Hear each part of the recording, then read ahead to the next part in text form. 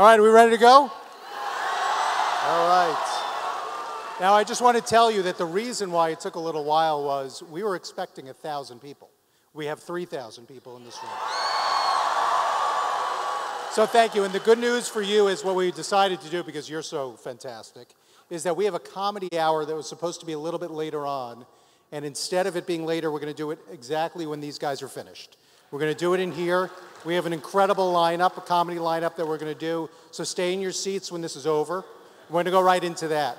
Now, the other thing I wanted to tell you was, the first year that we did this, we had about a couple hundred people coming with a couple of weeks left. But then we got this guy, CENK, to debate Ann Coulter.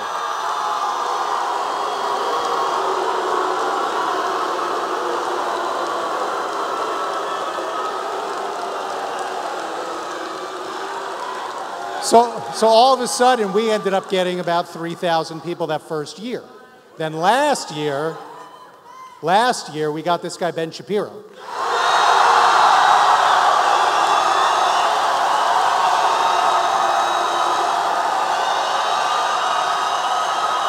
So we ended up last year we ended up with about 8,000 people coming to Politicon. So we thought this year, let's get these two guys together. They're both smart. They seem to have a bit of a following. And I think this year we have about 10,000 people at Politicon. So thank you for making this a big success. Your moderator, Ben and CENK, are backstage. They've got their gloves on. They're ready to go. Your moderator, Stephen Olakara, he's going to come out now.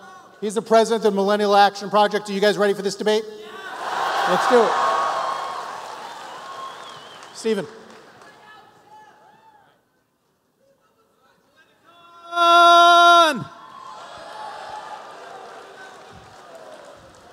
Are you ready for debate night at Politicon 2017?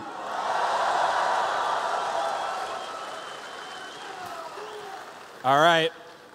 Well, let's bring them out, the people you've been waiting for. First, editor-in-chief of the Daily Wire and host of the Ben Shapiro Show, Ben Shapiro.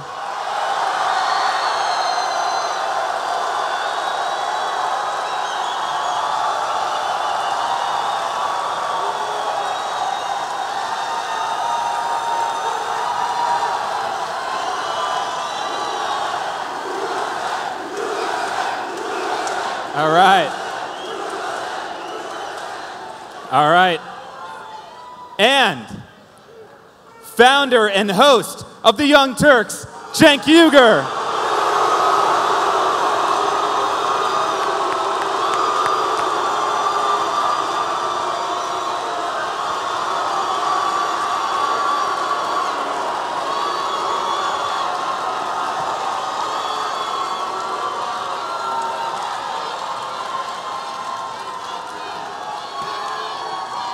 All right.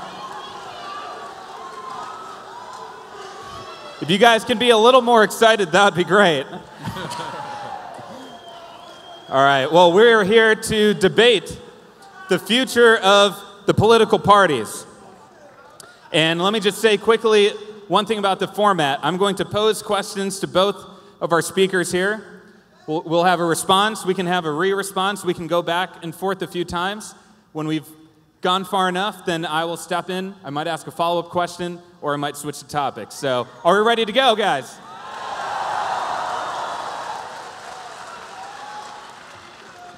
All right, well, let's start with one of the topics in the news today, and that's healthcare. And I'm going to start with Ben. Are you proud or disappointed in establishment GOP figures like John McCain, Lisa Murkowski, and Susan Collins for their vote on healthcare? So I'm wildly disappointed with the entire party. The fact is that we were promised a full repeal of Obamacare. They did not even attempt to pursue a full repeal of Obamacare. And the fact of the matter is that there's a significant gap inside the Republican Party about whether this should even happen or not. There are people who believe that the Obamacare regulations are an affirmative good. There was an attempt to basically leave all the Obamacare regulations in place and just remove the funding mechanism, which would have led to the exacerbation of the death spiral. The truth about healthcare is this. There are three qualities of healthcare that you can have. You can have affordability, you can have universality, or you can have quality. And you can have two of those three things, but not all three. right? You can have universality, affordability, or quality. Two of those two things you can have. And one of the things that's happened with Obamacare is that you've gotten closer to universality, but you haven't gotten any closer to either affordability or quality. And the Republican Party seems to be falling into the trap of basically just copying what the Democrats do, except being worse at it. What they actually need to do is relieve the regulatory burden that is driving up the cost of health care, and they need to stop acting as though insurance companies' jobs is actually just to reimburse people for their bad health. If you join up with an insurance company and your health sucks to begin with, you're going to pay more because it's an insurance company, not a charity. And that doesn't mean that we can't have... Now, that doesn't mean that we can't have some form of backup for people who have pre-existing conditions. I would hope that the social fabric would help fill that in. This is why I'm a big believer in charity and churches and synagogues filling that gap. But what we can't do is suggest, as the Bernie Sanders left does, that health care is an inalienable right, and therefore you can put a gun to my wife's head, she's a doctor, and you can force her to provide care at any cost you want to pay. You can't do that and hope to increase the supply of health care. Health insurance is not health care. They're not the same thing. And anybody who tells you differently is lying or trying to sell you something. Excellent.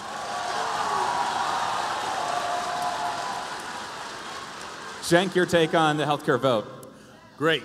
Before I do that, first of all, welcome to the Thunderdome.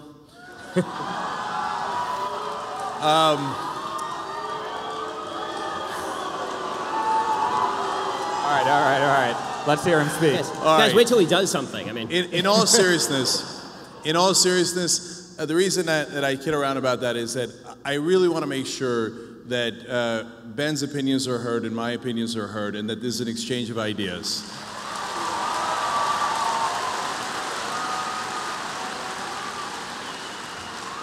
And believe it or not, there are some things that we do agree on, and what we won't be discussing those tonight. So on the issue of healthcare, let's get going. So the Democratic Party is incredibly proud that they defeated a bill that had 17% approval rating. It's a low bar, and I'm glad they held. The Republicans have a comical position, which is that why didn't the Democrats help us defeat Obamacare? Well, that's kind of because that was their idea, and why in God's green earth would they help you defeat their own plan? Now, is Obamacare enough? Not nearly. And there are a number of issues that we had as progressives with it, including lack of price controls. You left it in the hands of private insurance, and of course, them being corporations, which Ben kind of alluded to there, they're going to want to make money. And so that is very, very normal. And so I don't think that that was the right way to approach it, and it was originally a Heritage Foundation plan to begin with. So I believe that the right approach, and the one that Democrats should pursue next, although they probably won't, is Medicare for all.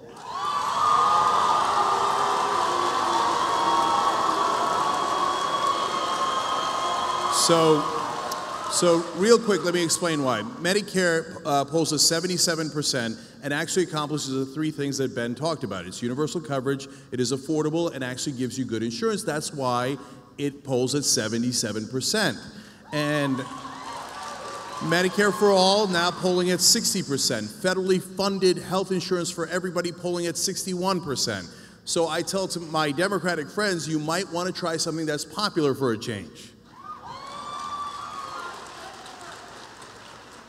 So, and finally, like on the idea that, hey, listen, everybody can't get health care. Well, this is not like furniture, which sometimes you allude to, Ben.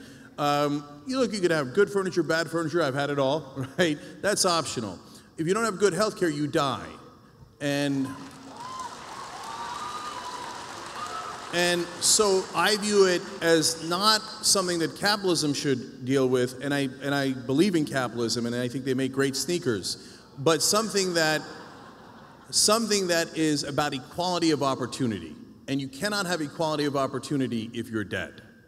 So Medicare for all. Okay. Go ahead. So a couple of notes in response to the Medicare for all shtick. So this is Bernie Sanders shtick, obviously. The problem with Medicare for all is that when people say that it's affordable, this is affordable to the person who has the Medicare. It is not affordable to the country. In fact, it is so unaffordable to the country that the state of California was a nut job leftist state, just refused to even pass Medicare for all because it would have immediately doubled the debt.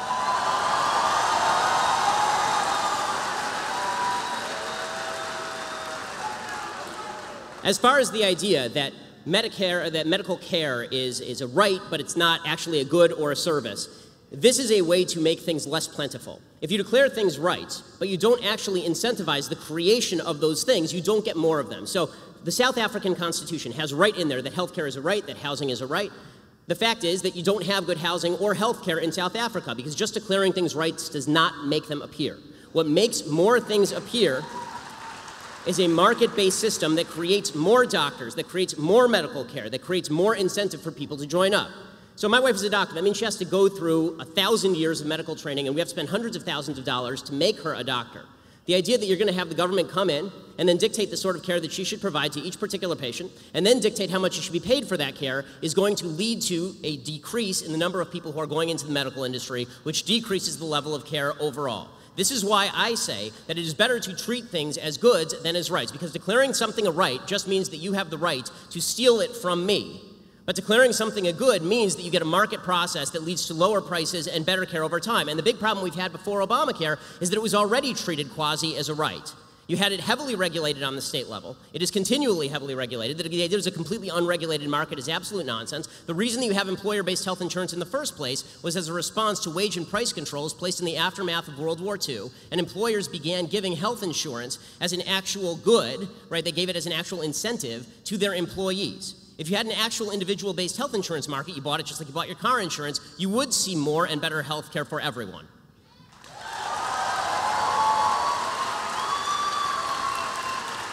Yep. All right. So, Ben, I don't want to steal health insurance from you. I want you to be healthy. That's why I want Medicare for all. You just want to take my money and my wife's services. So, you know, Republicans frame taxes as stealing. That's preposterous. So if we don't have taxes, well, we can't do all the things that we want to do as a community. Now, there are some things that we just talked about that we don't want to do as a community, we want to do as individuals. In fact, the things that we want to do as individuals are much greater. That's why we're a mixed economy, but largely capitalist. And I agree with that. And I run a small business myself, getting larger every day. So, but there are some things that the government should do. They should do the military, cops, roads, bridges, and yes, education and health care. That's because, you know, conservatives seem a little confused about how health care works. Paul Ryan had a whole press conference about this. Ben a little bit alluded to it there. They're like, oh my God, it turns out the healthy subsidize the sick. Yeah, that's insurance. That's how it works. It's like the people with that are not getting into accidents are subsidizing the accidents. Yes, that's car insurance. That's how insurance works. And yes, taxes work in that we all decide we're going to do X, but we're not going to do Y. And I think it is fair for society to say that yes, we are going to do health care for everybody. Everybody. We're not going to leave 20 million people uninsured. We're not going to leave 30 million people uninsured. That's not what we do in a civilized society.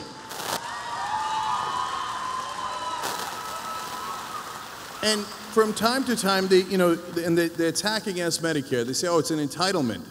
Yeah, we paid for it through payroll taxes our whole lives. You're goddamn right we're entitled to it, because we paid for it. We paid for it.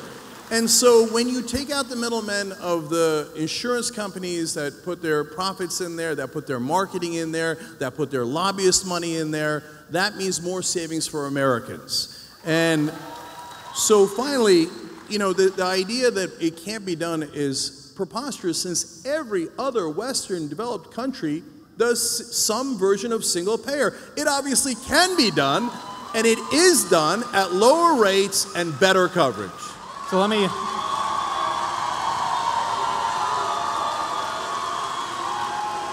add something to this question, and you can respond to it if you want to, but Cenk referenced Paul Ryan.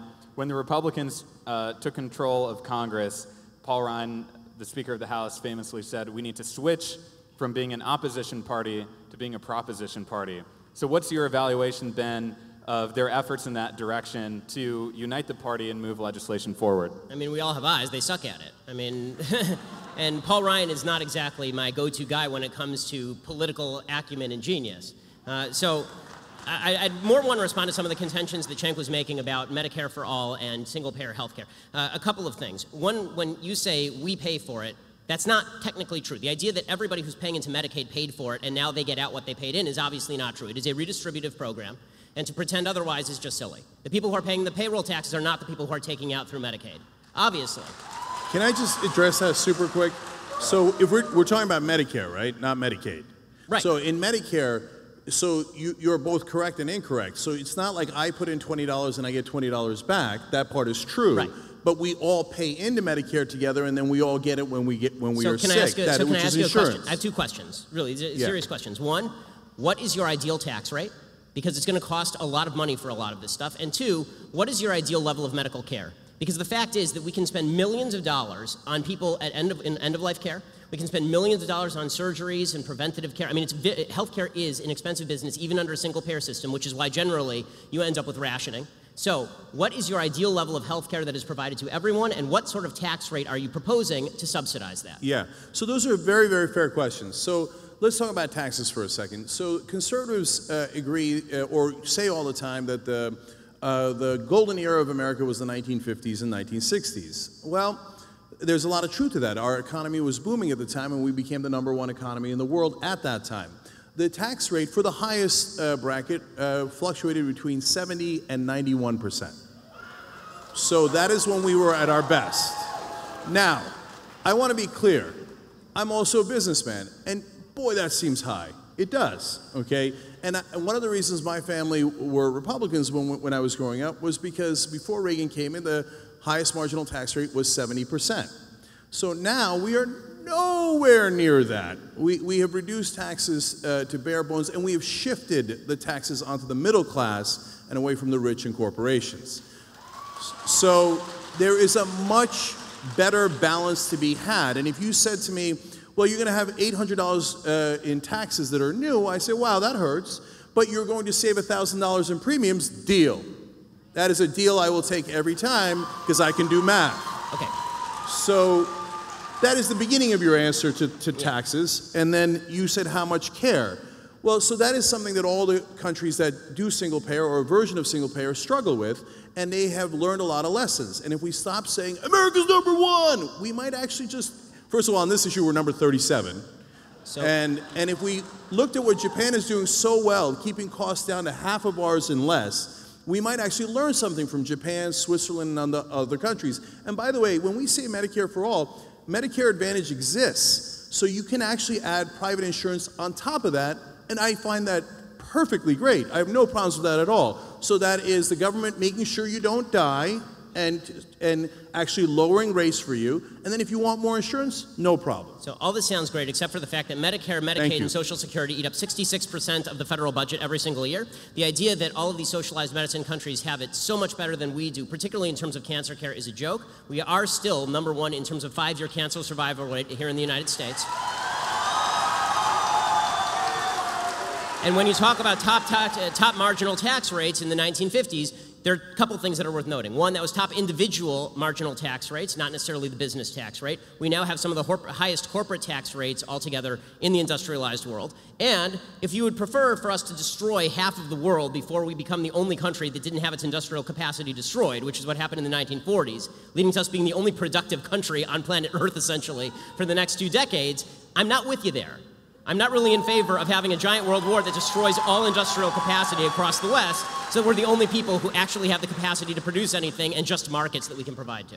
Right. So first of all, it is fair to say that, of course, the 1950s and 60s were different. We'd just come out of the war. So, but you have to consider all the different factors. So one was that factor, and the other factor that was the one I mentioned. So when Republicans or conservatives say, well, high taxes by definition will lead to slower growth, well, we know because of our experience in the 1950s and 60s that isn't true. Now, you can say there are other factors, but you can't say that the highest marginal tax rate being 70 or even 90% slows down growth, because it didn't. And it wasn't in Japan and Switzerland, it was right here. And by the way, as a guy who grew up Republican, I was surprised by that too. I was surprised that Finland's system of non-competition in schools worked, but it does. So we have to be open to facts and understand. So, and on the issue of where we're good and not good in healthcare, sure, there are different areas where we excel. But Ben, honestly, you're cherry picking there at one particular area that we're good. Overall, we're number 37. That is not a good result. Well, you have so to break down what if we're not that dying means. from cancer, we're dying from other things. It's empirical. We are not as healthy.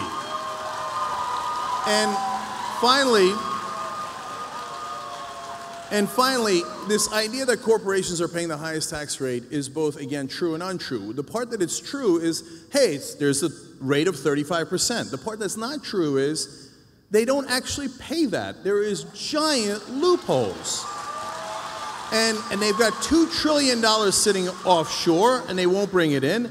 And the reality is that if you look at the taxes from the 1950s, corporations used to pay about a third of our taxes, about 33% of the taxes overall. So they did their fair share, and that is fair. I don't want them paying all of it, but I want them paying a reasonable amount.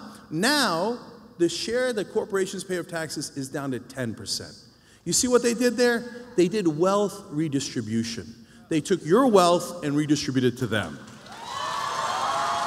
Okay.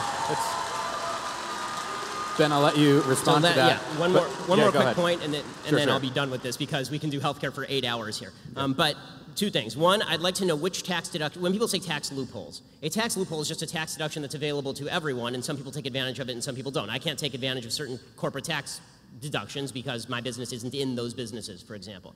I'm sort of with you in the sense that I'm not in favor of tax deductions. I'm in favor of a lower tax rate and get rid of a lot of the tax deductions because I think that it's ridiculous that we have people gaming the system.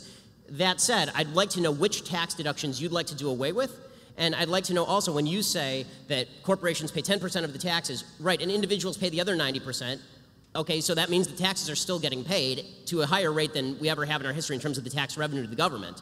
The amount of tax revenue to the government right now is trillions of dollars every year. And final point here. You elided this question by saying we can learn stuff from Japan. The standard of care is the entire question when it comes to single-payer health care. That is the entire thing. If people felt like they were going to get the same access to care in a single-payer health care system as they did in a system where they can pay their own way, then we would have no controversy here. But the fact is that rationing is mandated as soon as you start having the government run the healthcare system and decide what level of care people get. So I don't want anyone deciding what level of care that I can get. I don't want anyone else to, they don't care about me. They don't know my child's name. They don't know my name. All they know is how much I cost.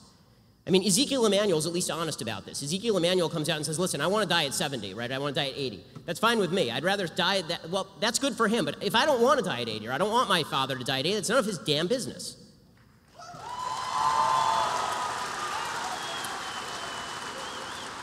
So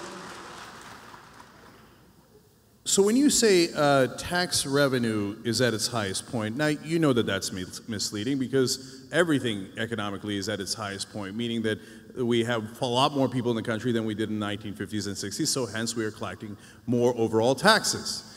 But the reality is, as a percentage, it is clearly down. The top bracket now is around 39%. It used to be at 91%. That's inarguable, right? But our economy is significantly larger than it was then, and part of that is because of reductions in taxes over previous decades. Well, we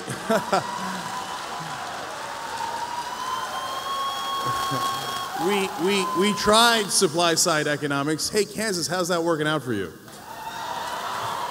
So there's this myth that... It's working out for you. Your business is doing great. Okay, yeah. Well, we just had 8 years of Obama. So the tax rate is clearly lower for the richest people in the country. It is clearly lower for corporations, in effect. It is, and so to say that it's a record collection is misleading. So in terms of the healthcare and how that relates to the government, oh, by the way, on one more thing on taxes, you said, name me a tax loophole. Mm-hmm. So yes, there are plenty of those. For example, they hide their money offshore. They do tricks like the double Dutch and the Irish sandwich or the reverse. And I would end that. I would say, hey, you know what? If we've got a 35% rate, here's the new rule. You're going to pay 35%, okay? And you're not allowed to hide your money. I don't care if it's in the Cayman Islands. We're going to make that illegal, Mitt Romney. We're going to make it illegal, okay? So then every once in a while they do a tax holiday. Well, that must be nice. You remember when you got a tax holiday? I don't remember getting a tax holiday. No, that's only for corporations who bribe politicians. So they brought that rate down from 35% to 5%. And they said they were going to create more jobs. Color me surprised when it turns out they didn't. They offshore taxes. They took that 30% extra, put it in their pocket, gave it to their executives, and created no new jobs. Because that's how it works if you just trust corporations to do the right thing. Corporations are not evil. They just want to maximize profit. That is what they're built for. So please don't be naive and be like, no, but the corporations will look out for our interest.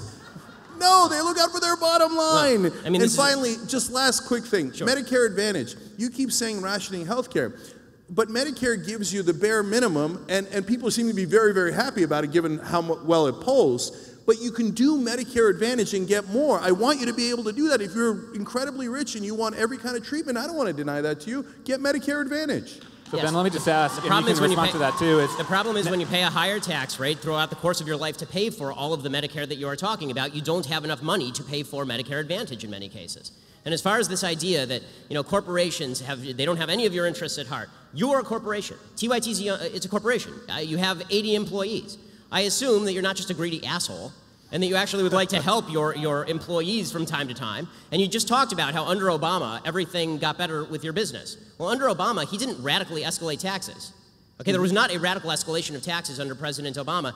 And finally, when you seem to be identifying a higher tax rate in the 1950s with higher level of growth. So if that's the case, why not just tax everybody at 100% and we can have massive growth from here to eternity? Because, and let me just ask, since we're talking about taxes, do you think we'll see tax reform in the next few months here? Okay, so let me try to address all that in your question as well. So just real quick, look guys, I said it however many questions ago, of course you have to find the right balance on all of these issues, including taxes. So I never said there's no end to how much you can I'm just asking why, though. Yeah, so this leads to, no wait a minute, this leads to big government versus small government. You're asking me what the ideal tax rate is, and then you did a straw man there for a second and said it should be 100%. I never said that. No. In fact, I said... No, you said the economy... Let me understand what you said. You said the economy grew faster when the top marginal tax rate was 91%. So I'm asking you, why shouldn't the top tax rate or all tax rates be 91%? You seem to be identifying a higher rate of growth with higher taxation. So I'm asking you, on principle, you keep talking about the glories of a mixed economy. So now tell me about the glories of capital. I've heard about the glories of high tax rates. I've heard about the glories of government-provided health care. Now tell me some of the glories of actual capitalism, which is the basis for all the things you're talking. Tell me why it's good. Right. So now, look, I use the example of the 91% and the 70% to give you a sense of that I was surprised and you'd be surprised to find out that our economy was booming in those times. That's not to say that that is the right tax rate for us today. And so the exercise of finding the right tax rate is, guys, try to follow along, okay? It's called logic.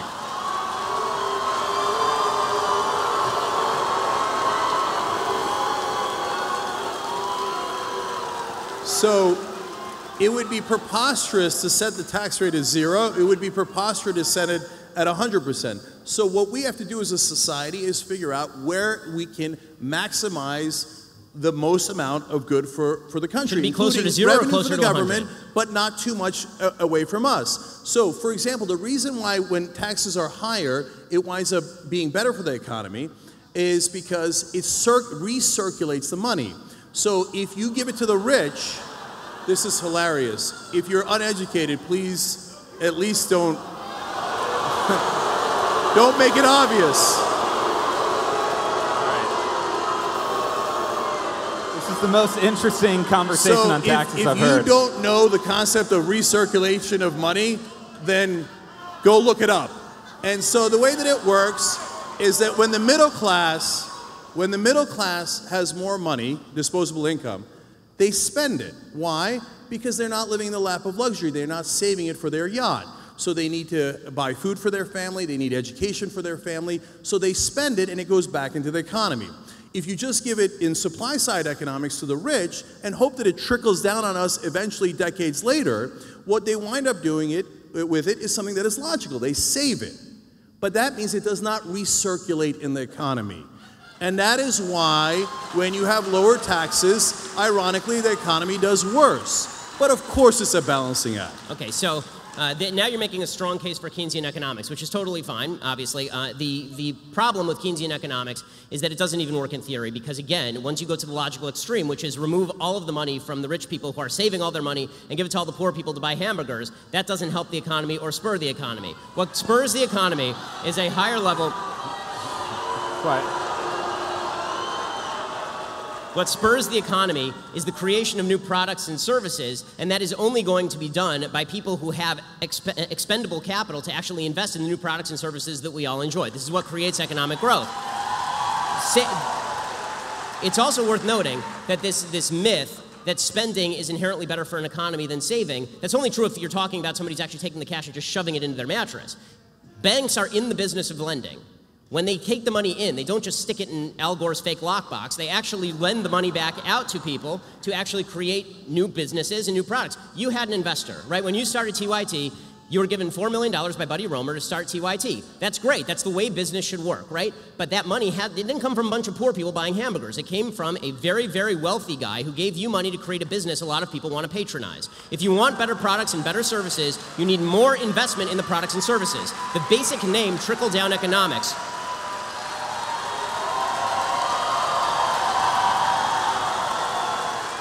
the basic name trickle-down economics is not something that any conservative even proposed. It's a leftist revision of what economics actually is, because you're not giving me the money. It was my money in the first place, created through voluntary transactions that I had with others. I've not stolen money from anyone, neither have you. And the idea that money has to be forcibly taken from you and handed to somebody at the bottom end of the economic spectrum to somehow jog the economy, that may jog McDonald's, but is not going to jog all of the creation of the products and services that make all of our lives much better today than they were 30 years ago in terms of the stuff we have access to. CENK, I'll let you respond to that briefly, and then we'll switch topic. Yeah. So I'll try to answer that as briefly as I can, and I'll go on to your question. So when you talk about, hey, the banks they're not going to just keep the money, they're going to put it out and lend it to people, unless they decided to do their own investments, which is what they did because we repealed Glass-Steagall. So it's not as simple as, oh, I have money, so then I will now utilize it or I'll lend it out. So that is way oversimplistic. Speaking of oversimplistic, to say that, oh, well, they'll go buy hamburgers with it, come on. You were the one who said food. The middle class is struggling right now. And we've turned this into a Walmart economy where people are getting $7.25. And that if you're getting around $10, I think that's about $15,000 a year. So that is serious pain and difficulties. So if you give those people money, it's not like, I just want to go get a hamburger. No, they desperately need that money. And yes, they will spend it all back into the economy. So that's an economic fact. And so... And Ben, for the 88th time, we have to find a balance where you have provided an incentive for people to save and invest, and you have provided an incentive for people to be able to put money back into the economy and to be able to live. And taxes is not stealing from you. So you're right, I run a business. So in order for my employees to get to my company, you know what they have to do? They have to drive on roads. Okay, so it's not stealing from me to build that road. That helps my business. They had to go to school. The fact that they went to public schools allows them to work for me. All these things are things that I benefit from. I didn't build that company by myself. Every single person that works there helped me to build that company. And that's what it means to work together. Okay, so to answer Steve's question finally, look, what is this Congress going to do on tax reform? And Ben and I disagree on this too, because we just talked about it a second ago. And this is just political prognostication, but I think that the Republicans will definitely pass tax reform. And the reason I say that is because the Republican Party at this point is completely dependent on their donors. And by the way, don't get me wrong, the Democratic Party is also largely dependent on their donors. I think the Republicans are a tiny bit more corrupt. But so I think that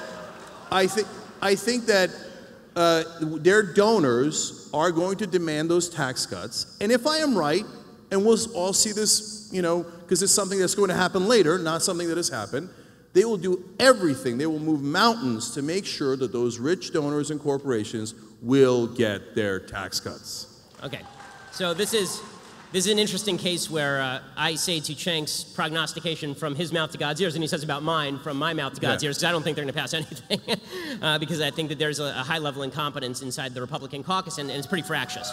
But I do want to go back to a couple of points, because you actually hit on some major thematic points. You talked about roads and the fact that we need roads in order to get to work. This is a point Elizabeth Warren made, and obviously a point that President Obama made at the time.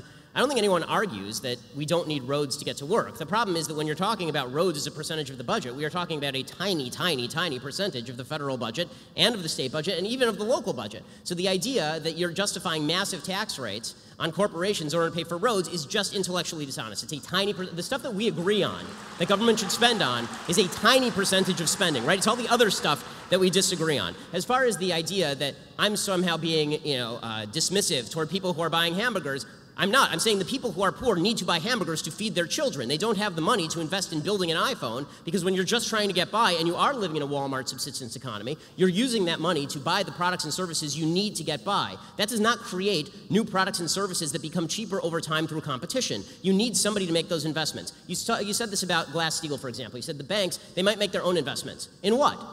In what? They're not investing in themselves. I mean, they have to take that money and then they have to use it to invest in something else. Places like Apple, some that fail and some that succeed. This idea that banks are somehow evils is just not the case unless you are talking about them working in Congress. Here you and I agree, working in congruity with a Congress, with a legislature that is attempting to give them kickbacks. Both you and I agree on this. So, and finally, as far as the idea that Republicans pass tax cuts because they're beholden to their donors, okay, and Democrats pass tax increases because the unions give them hundreds of millions of dollars every year, and I don't see Democrats complain about this. So, you got me there. The unions give money to the Democrats. So, am I? Are you angry about that? I mean, does it upset you as much as, bankers giving money to Republicans? No. The corporations give way more than the unions. So it depends which corporations. That's not really true. That's okay. Look it up. You can Google it. It's really easy. So, do I object to taking out union money from politics? Hell no, I don't object. Take it all out. Take the union money out, take the corporate money out, take all the big money out. They're supposed to represent us and not the donors, no matter who the donors are. So, in terms of the question that you asked, Glass-Steagall, well, aren't they investing in things? No. I have a literal answer for you. Oftentimes what they do is financial derivatives. In fact, that's the majority of what they do. And financial derivatives is simply gambling. That's what crashed the 2008 economy. And what is so damaging about the removal of Glass-Steagall is now they could do their financial derivative gambling with depositor money. Boy, isn't that nice. They take your money and they gamble with it. And if they lose, well, that's a sad day for you. But if they win, they keep the profits. You know what that is? That's privatizing the gains and socializing the losses. So it's not that the banks are evil. Of course they're not evil. It's just that they're driven to make more money. Of course, that is the whole point of maximizing profit. So if we say, hey, banks, you're allowed to go and buy politicians, although the Supreme Court would say, no, they're just talking to them. They just gave them billions of dollars. They're just having a conversation, right? Just because they gave them billions of dollars, do they want something in return? Of course they want something in return. And that's our money. So what they got was laws passed by politicians to remove Glass-Steagall, and yes, Clinton and Gingrich, yes, both parties are guilty on that, but now the Democrats want to put it back and the Republicans don't, and they took our depositor money and they gambled with it. And if you thought that if you gambled, you get to keep all the profits, and if you lost, it didn't affect you at all, you would probably gamble a lot of money too. And you would take a lot of risk until you crash the economy, and that's exactly what happened. Okay, so Ben, let me just add one piece to this question. You'll respond to it too. You've talked a lot about the corruption in politics, and a core part of the Trump campaign was railing against the establishment, which he thought was corrupted, and a lot of the big donors were initially against him. So which way is the Republican Party going to go on this? Is it Trumpism and the grassroots movement, or the establishment? Well, I mean, when it comes to money in politics, I think that breakdown doesn't really hold. I mean, the fact is that President Trump, during the campaign, talked routinely about how he engaged in putting money into politics. So, I mean, this is a game that a lot of people are playing. It's kind of a weird question. But as far as the idea that all money should be out of politics, here is the problem. Okay, TYT, we both have corporations, and we expound upon politics every single day. And we motivate thousands of people, right, every day on both sides of the aisle. That is effectively an in-kind contribution. Now, you campaigned with Bernie Sanders. Did you do it because you expected? That's fine. Did you do that because you supported Bernie Sanders, or did you do that because you expected some gimme for TYT in return? I assume you did it because you supported Bernie Sanders, right? Yes. So, okay, so the point that I am making is to attribute to everyone else bad intent when it comes to political spending in politics, but to yourself it's totally fine. And when it comes to other media entities that give in-kind contributions on a regular basis through their coverage, this is when the New York Times, which is biased to the left, spends an inordinate amount of time and money reporting on Mitt Romney's idiotic stories about how he was in high school and cutting a gay kid's hair in 1932. If you're saying to me that that is less impactful on the political sphere than a corporation, which is a group giving money to a political candidate for purposes of supporting that candidate, I fail to see how you can say for yourself that you are innocent in this, but everyone else is guilty. I don't believe that. Either everyone's guilty or everybody is innocent, or if you can find the actual cases of guilt where there's a quid pro quo, then we agree. That's prosecutable, right? Yeah. So, other point. When you talked about the 2008 economy, you talked about Glass-Steagall and how this led to the crash. The real reason that the crash happened had far less to do with Glass-Steagall. I opposed the bailouts, by the way. It had far less to do with Glass-Steagall than it had to do with the fact that the federal government was actively promulgating the notion that corporations should give subprime mortgages to people who are not qualified as people who could take out loans. This meant that, as you say, corporations are not inherently conservative, they're not inherently free market, they're inherently profit-driven. So if they felt that they could give a bunch of subprime mortgages and this would inflate the real estate prices, and if things went wrong, they just foreclose on the nearest house, and the market just keeps going up and up and up, and they can just, as you say, turn these into derivatives and sell them on the open market by pretending that these are all good loans because they have government backing, then of course you're going to get an inflated, overheated real estate market. But the question there is not the workings of the free market, it's the combination that you like in a mixed economy, that I hate. Okay, I hate mixed economies in the sense that I don't believe that capitalism and socialism should be mixed, that corporatism is the solution. Okay, what you're talking about is corporatism. You're talking about Glass-Steagall, which freed the getting rid of Glass-Steagall, it freed the corporations to invest in a free market manner, but also they gave a bailout to all of these corporations by essentially incentivizing them to give a bunch of bad loans, knowing that if things went bad, then all the losses would be socialized. The problem there is not the free market. The problem there is a government that is acting as a backstop for bad decisions in the free market by profit-driven corporations.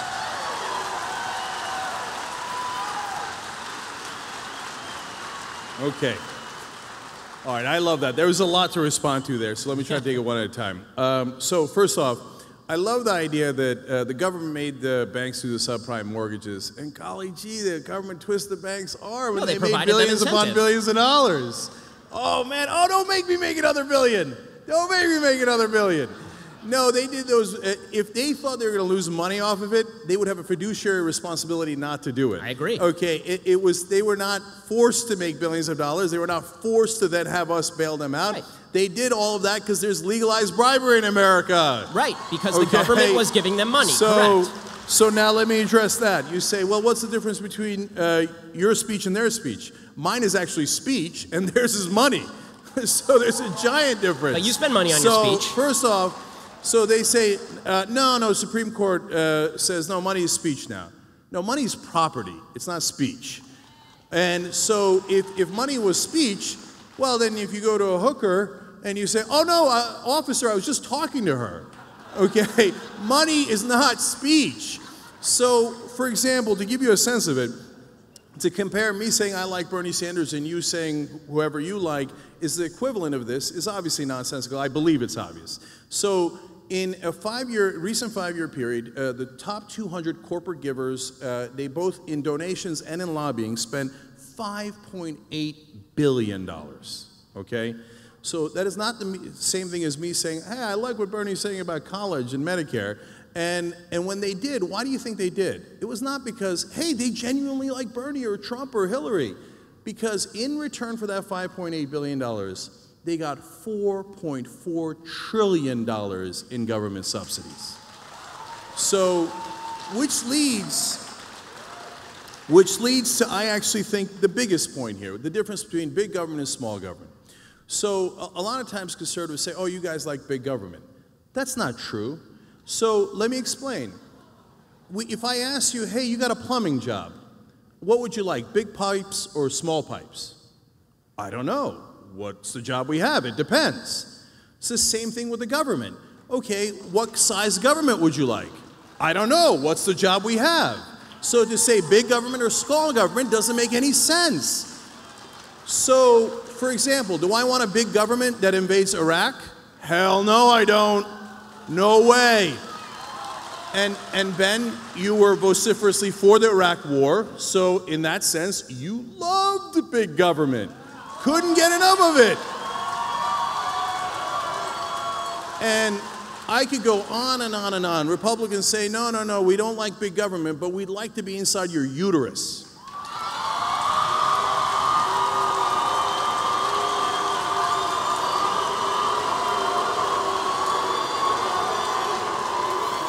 So just admit it. It's no problem. Just say it. Say, I love big government. It's okay. So you're talking about when you like when you're rich and you want tax cuts. Oh, no, I don't want big government. I want small government. But when it's convenient for you and you'd like oil subsidies and you'd like wars and you'd like to meddle in people's private lives, then you love big government. Okay, so I need to respond to some of that. Yeah, definitely. Okay, so first of all, I'd like to point out that Cenk's big government, small government dichotomy was proposed by you, not by me. I talk about the proper scope of the government's involvement in particular areas the same way that you do, and we may disagree on all of that. My point is that overall, if you're talking about the level of government spending, it needs to go down, and you believe that it really needs to go up. Okay, so it's disingenuous. It depends. It's not on war, does it? No, but overall. Not on the war on drugs. Not on so many of those wasteful programs. It depends. But let me. Overall, you want the federal budget increased.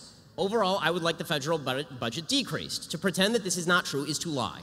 Okay, and when you suggest that there is no difference between, we just have different visions of what the government should cover, these things cost different things.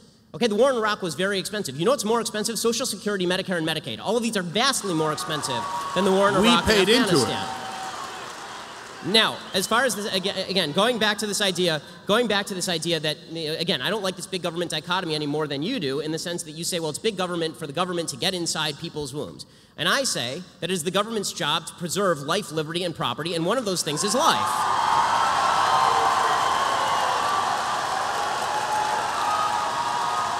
To protect you from someone else taking it, okay? To protect you from someone else taking it. Now, when it comes to the idea that all money in politics is bad, again, I ask you, final question, final point on, we're going through 10 points at a time here, but final point here. When you say money in politics is bad, again, I ask you, Buddy Roemer gave you $4 million to start TYT. What did he expect in return? Should he not have given you money? Was the money not speech? It was just money, after all. It's just like a hooker, I assume. So are you the prostitute? How did this work?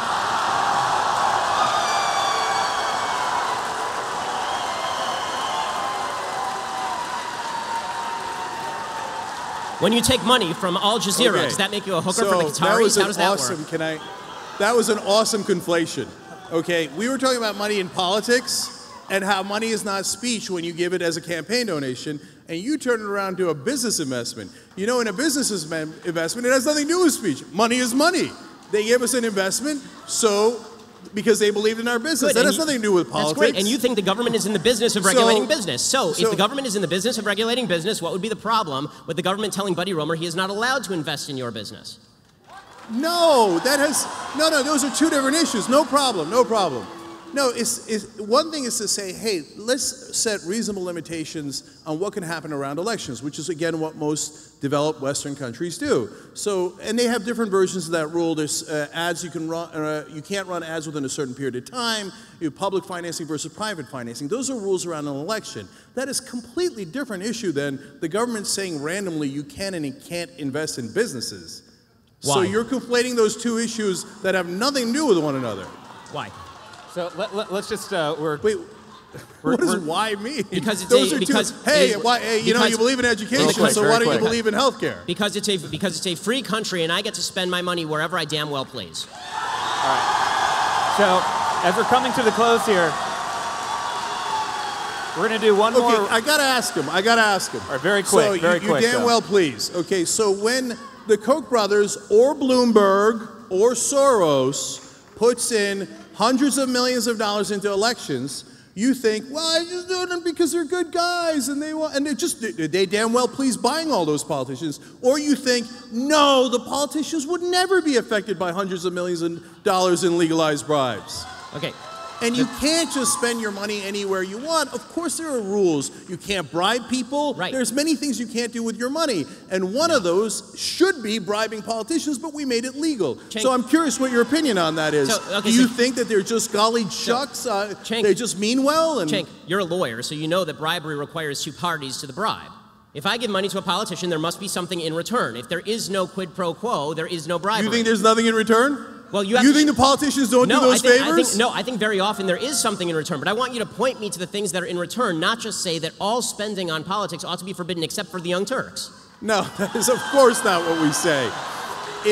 If you want to get money out of politics and then you said the Young Turks cannot donate money to politicians, I'd say, of course, that's the whole point of getting money out of politics. Wait, so Cenk. So this idea that you, Cenk, come on. It's so disingenuous. Even if you're a Republican and you're a conservative, you think there isn't crony capitalism?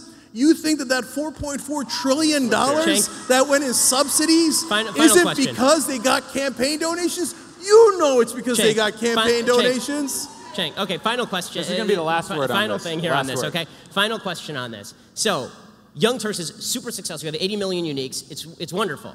Do you think Bernie Sanders would care more if you gave him $10,000 or if you dedicated your entire network to kissing his ass for an election cycle?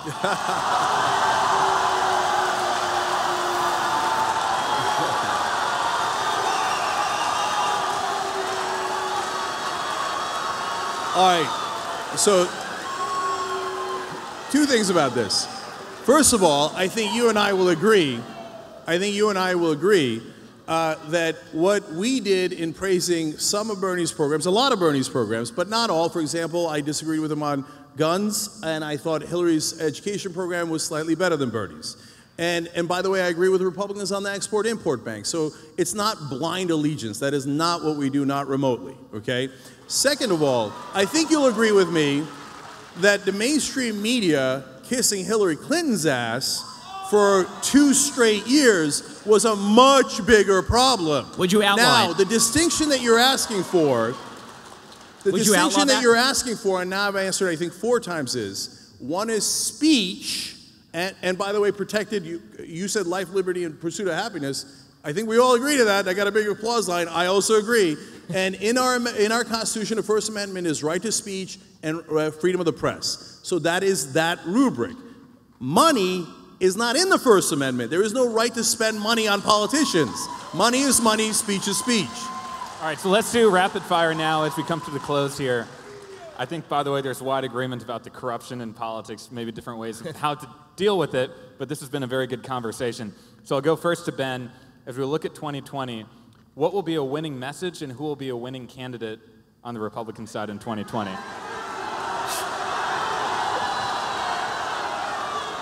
So, I think that the greatest ally that the Republicans have is the incompetence and stupidity of the Democratic Party. The 2016, in fact, I have a feeling that Cenk actually might agree with me on this, that 2016 election, Donald Trump became president of the United States, right? Hillary Clinton was the worst candidate in the history of mankind. And that had, so, you know, the Republican message I never thought was a particularly losing message. I just think that what we have right now is such a polarized politics that it's going to be very difficult for anybody to pass anything in this climate. I also think that what we have almost a reactionary feel on both sides. Like what I like about this debate is that we're actually talking about ideas, which is actually pretty rare in this sphere. Well, what's become more common is that on the left, there's this retreat to intersectionality as an identity politics, this idea that if we can cobble together a group of people who are feeling victimized by American society, you know, we have black people and we have Hispanic people and we have women and we have gays and lesbians and transgenders, and they all feel really bad about how American politics is going, and if we push that notion, we can create a coalition that will be a brand new coalition never before seen in American politics, and that requires a woman to run, or that requires a black woman to run, or that requires a minority to run. If they do that, then what you're going to see from, and I think in an equally nasty way, from the right is a response that says, okay, well, if you're going to do identity politics, you will see some white identity politics from the right, which I think is really negative. I don't want to see either of those things. What I would like to see is the Democrats campaign on the bigger, on the stronger involvement of government in your life and higher taxes program that Cenk wants them to campaign on, the Bernie Sanders, Elizabeth Warren program, and I would like to see the Republicans campaign on my program, a smaller government, libertarian program that says the government should get out of our lives as much as humanly possible. All right, and for Cenk,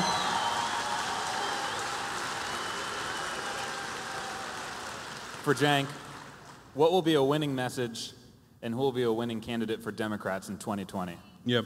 So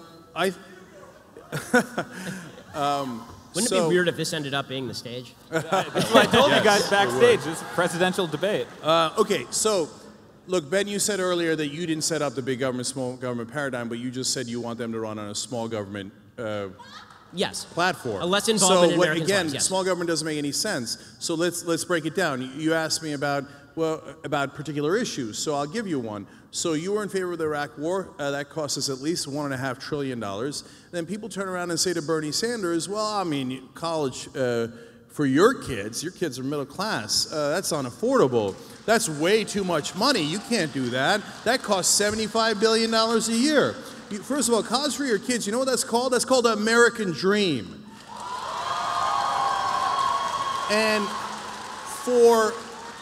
And for one Iraq war, for the cost of one Iraq war, we could have gotten 20 years of free college for all those kids and the American dream. So it isn't about big government or small government, it's about what do we do with the money. So that $1.5 trillion could have gone to us, could have gone to the middle class, could have gone to a better economy. Because when you go to college, you come out, you start businesses, you engage in this market, and you make things better, and you employ people. We could have used that for us. Instead, we wasted it in Iraq. And, by the way, I believe, Ben, you want to get tough on Iran, you want to rip up the deal, etc. If you thought the Iraq war was a waste of blood and treasure, wait till you get a load of what happens in Iran. So we're not going to make that mistake again. We're not going to make that mistake again. So what would I run on? Look, this idea of the identity, that Democrats run on identity politics, and some of them do. But let's not forget that Republicans do the same and worse. Who was the one who came up with the Southern strategy? That was the Republican Party. And the Southern strategy was, let's go get racist white voters in the South. That's a fact. So, once again, it's this wonderful capitalist invention called Google. Google it. So, two Republican chairmen have said, yes, we did do that strategy, and we apologize. So that's a fact. They're the ones who invented identity politics. So when you like identity politics when it serves your interests, but all of a sudden when we say, hey, can black people have the same rights as white people? Oh, identity politics. Can gay people have the same rights as straight people? Identity politics. It's called equality. Look into it.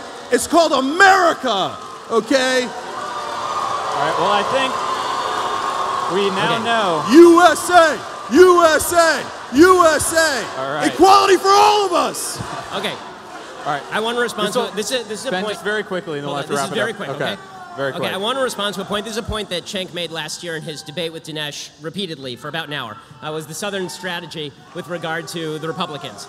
Okay, I'd like to point out the idea that the entire South solidly moved into the Republican category because of the Civil Rights Act is historically false and has been debunked multiple times by people ranging from Sean Trent at Real Clear Politics to professors at the University of Pennsylvania. And there's a bunch of ways to debunk it, including the fact that the Congress did not switch Republican in the South until 1994. Okay, did it take 30 years for the racists to realize what was going on?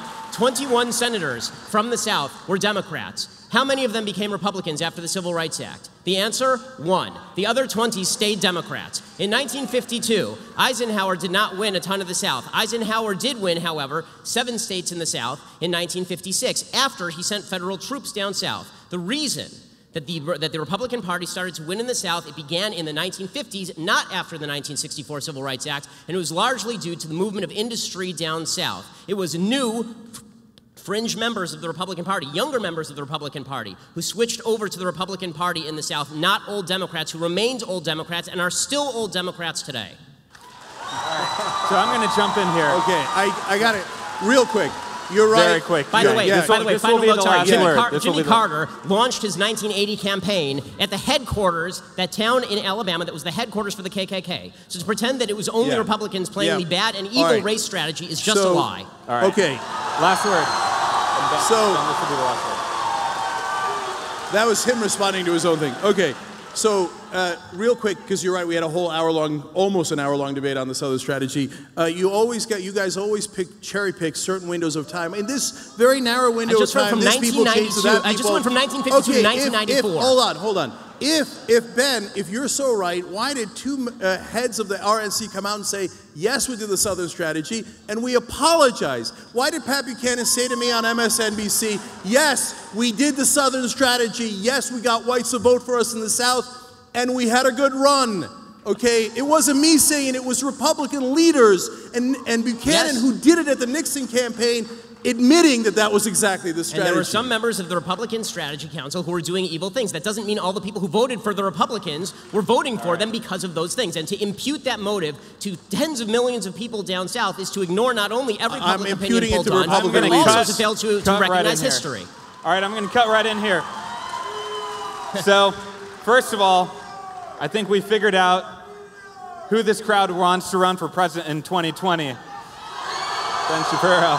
CENK UYGUR. Second of all, this is exactly the type of debates we need to be having between the left and the right all across the country. And I want to thank Politicon. Because this is exactly what we need in America. If we're not listening to each other, then our democracy won't succeed. And that's why I think this has been a very constructive debate. I'm not going to appoint a winner, but the real winner is the audience, because I think you've hopefully learned something new. So please join me in thanking our debaters tonight, Ben Shapiro and CENK UYGUR. And give a round of applause for Politicon. Give a round of applause for you. My name's Stephen Olicaro with the Millennial Action Project. Thank you and have a good night. Thank you.